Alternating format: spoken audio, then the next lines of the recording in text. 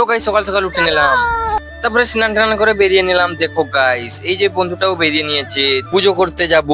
তারপরে হায়াবুসা নিয়ে বেরিয়ে পড়েছি বন্ধুটার সাথে। দেখো গাইস এই যে যাচ্ছি রাস্তায়, দুর্গা মণ্ডপে যাব পুজো করতে।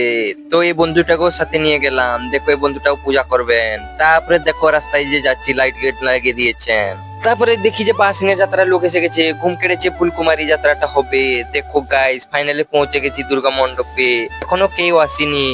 এই যে দেখো পুজো হচ্ছে, তো আমরাও পুজো করবো। দেখেছো গাইস প্রতিমাটা এক নম্বর লাগছে। গাইস কেমন লাগছে কমেন্টে জানাও আমাকে, আমাকে তো ভালো লাগছে। তো গাইস দেখো এই যে ফুল টুল নিয়ে নিলেন, পুজোটা হবে এখন। তো গাইস দেখো এরা বসে আছে সবাই বন্ধুরা। তারপরে দেখো গাইস কত লোক ফুল টুল দিয়ে দিচ্ছে, পুজো হবে এখানে। দেখো গাইস অনেক লোক এসে গেছে। তারপরে আমরা দাঁড়িয়েছিলাম, তখন থেকে দেখেছি লোক পুরো ভর্তি হয়ে গেছে পুজো করার জন্য। আমরাও করে নিলাম দেখো গাইস পুজোটা ফাইনালি। তো গাইস এখন যাব বাড়ি, এখন খেয়ে নিয়ে বেরোতে হবে। আর একবার তো ঝাড়গ্রাম সাইডে একটু দেখতে হবে, সাবস্ক্রাইবটা করে নাও, ঝাড়গ্রামের ব্লগটা দেখতে পাবে। ভিডিওটা কেমন লাগলো কমেন্টে বলো।